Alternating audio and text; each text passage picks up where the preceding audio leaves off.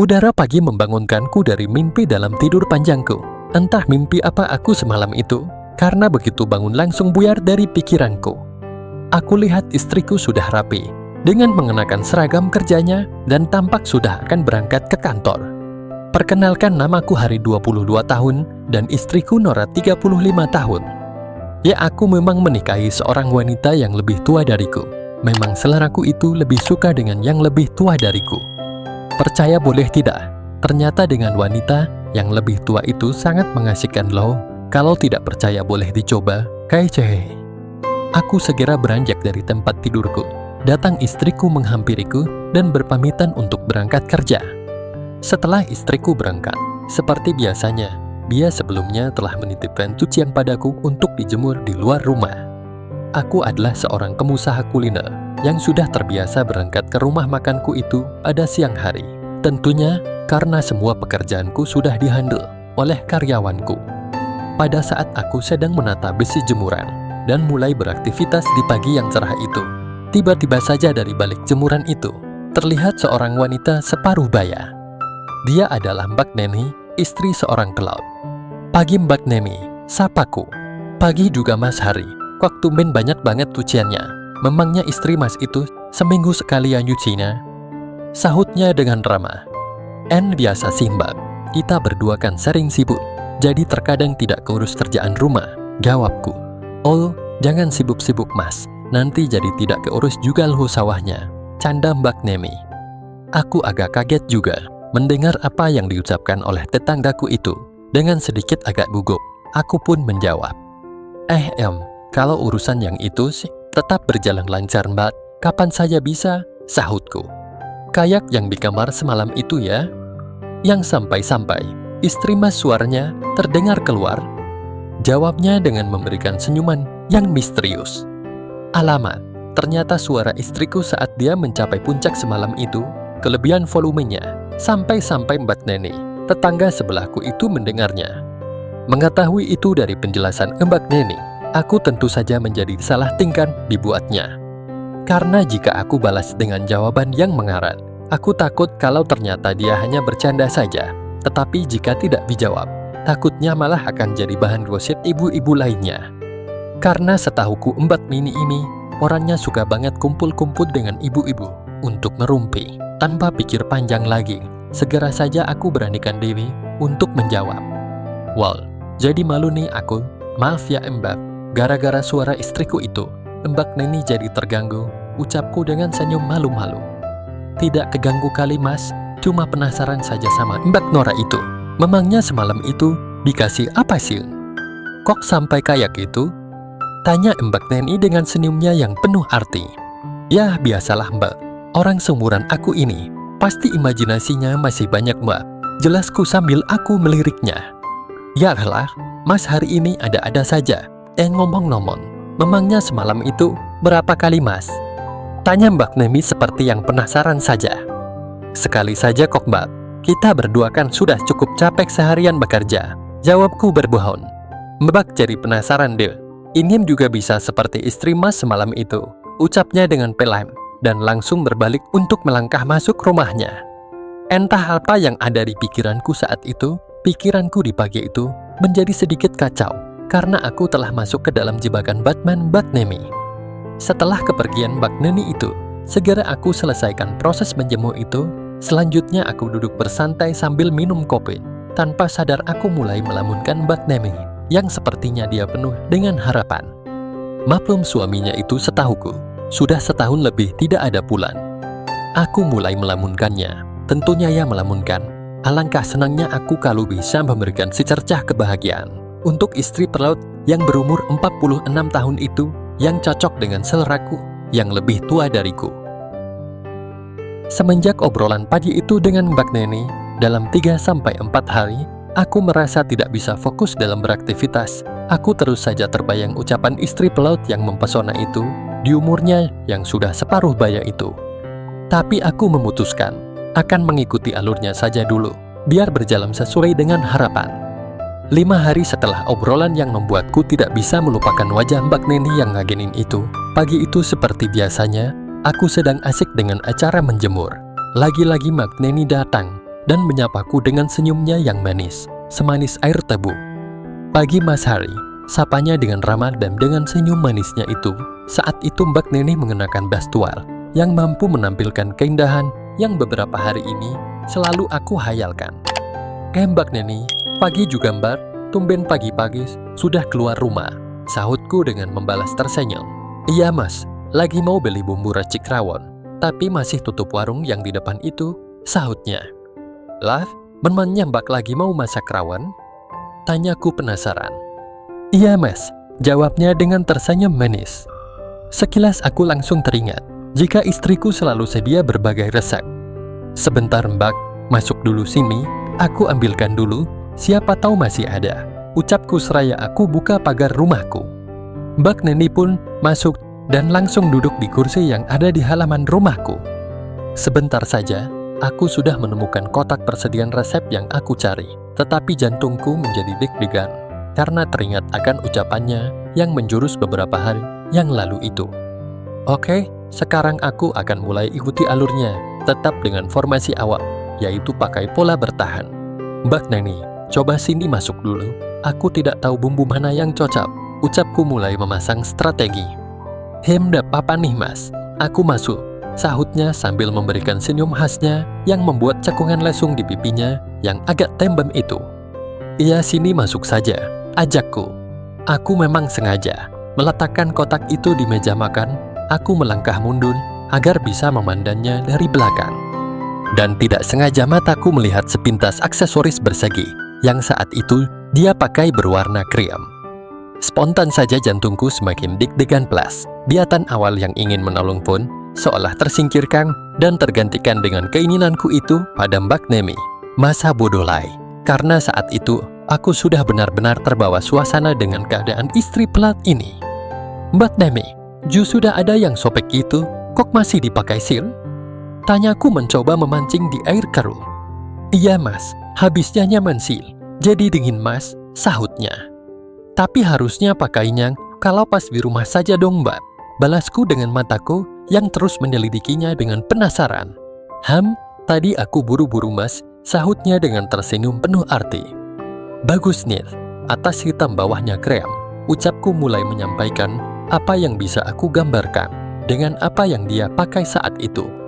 Mendengar ucapanku yang to the point itu, Mbak Neni langsung berbalik dan menjawab, "Bagusan mana kalau atas dan bawahnya coklat seperti kuliwitku ini?" ucapnya dengan senyumannya yang semakin membuatku ingin langsung memintanya. Oh my god, jantungku semakin berdetak, pikiranku semakin tidak karuan, tanganku gemetaran, aku ingin bicara, tetapi masih saja aku ragu dan susah untuk mengungkapkan apa yang sebenarnya ingin aku katakan padanya. Melihat aku yang seperti itu, Mbak Nini malahan mengedipkan satu matanya dan berkata dengan suara sendu, "Jawab Mas, bagusan mana?" ucapnya seraya melangkah mendekatiku. Aku pun tidak mau menyia-nyiakan kesempatan itu, dengan segera aku raih dia dan langsung memulainya, dan untungnya Mbak Nini tidak menolaknya, tetapi malahan memberikan respon yang berlebihan. Setelah beberapa lama kami berdua memulai permulaan itu, Mbak Nini menyudahinya dan berkata, "Mas, ini rahasia kita berdua ya, jangan sampai ada orang lain yang tahu, kecuali yang baca cerita Mas ini ya," ucapnya. "Iya Mbak, aku juga tidak ingin hal ini ketahuan orang lain, kita harus sama-sama jaga rahasia, jangan pakai hati, kita suka sama suka saja ya," usulku. Mbak Neni pun tersenyum dengan manisnya, seraya mengangguk. Aku berusaha untuk membuatnya semakin penasaran dengan mendekatinya lagi dan berbisik, "Mbak, masak dulu saja ya, nanti baru kita ulang kembali," bisikku. Dengan berat hati, Mbak Neni mengambil resep yang ada di dalam kotak itu. "Aku permisi dulu ya Mas, makasih ya, sudah kasih resep untuk masak," ucapnya dengan senyuman yang sebenarnya membuatku ingin melanjutkannya. Tapi karena aku ingat, kalau dia belum masak, aku pun tidak mau memaksakan kehendakku itu. "Iya Mbak, namanya tetangga itu kan, harus saling membantu, apalagi membantu yang ini," ucapku sambil nunjuk ke arah surga dunianya. "Bisa saja kamu ini Mas, sudah dulu ya," ucapnya seraya melangkah keluar dari rumahku. Sekitar 1,5 jam kemudian, aku menelpon tempat usahaku. Ternyata aman-aman saja dan tidak ada kendala. Aku seduh kopi hitam pahit dan menghembuskan asap udut. Di saat aku sedang asik melamun, tiba-tiba HP-ku berbunyi. Ternyata Mbak Nini memberi tanda padaku. Dengan cepat aku berlari ke belakang rumah dan membuka pintu belakang itu. Halaman belakang rumah kami yang menjadi satu, memudahkan kami berdua untuk bisa bersenang-senang tanpa harus ketahuan orang lain. Setelah Mbak Nini masuk, aku kunci pintu itu dan melangkah ke depan untuk mengunci pintu depan. Asriya rumahnya, orang sibuk tapi tetap bersih, pujinya. Iya Don, biar tidak banyak setan yang kelakarku. Hus kamu ini mas, kalau ngomong, sahutnya. Lah ini, aku belum bersih-bersih cucian piring. Dia sudah masuk lewat pintu belakang, candaku. Kurang asam kamu mas, sahutnya dengan sedikit cemberut. Selanjutnya aku ajak Mbak Nini duduk sambil nonton TV. Mas, kamu sudah janjikan? Itulah pertanyaan pertama yang dia utarakan kepadaku ketika kita berdua sudah duduk lesahan di ruang televisi. Iya mbak, memangnya mbak dengar suara istriku yang sedang kesenangan? Tanyaku. Kayak iya aku dengar mas. Terus aku tempelin telingaku di tembok. Ternyata kamu lagi kasih JTH sama Mbak Nora. Jawabnya seraya tersenyum malu-malu kucing. Pas dengerin itu, mbak ngapain aja? Jawab yang jujur ya, ucapku. Ya aku jadi mau seperti itulah. Jujur aku sewaktu ngupin itu merasa penasaran. Kamu kok bisa lama begitu sih mas? Ucapnya penuh selidik. Waktu itu sebenarnya belum sampai penyempurnaan, baru dengan cara yang lain. Jelasku dengan maksud membuat Mbak Neni semakin terbawa suasana. Aku dengan serius menceritakan semua aktivitas yang biasanya aku dan istriku lakukan pada Mbak Neni. Istri pelaut yang seperti ini sudah begitu ingin diberikan vitamin itu. Tiba-tiba saja Mbak Neni berucap, Mas mau lihat tidak? Tanya Mbak Neni dengan serius. Lihat apaan sih Mbak?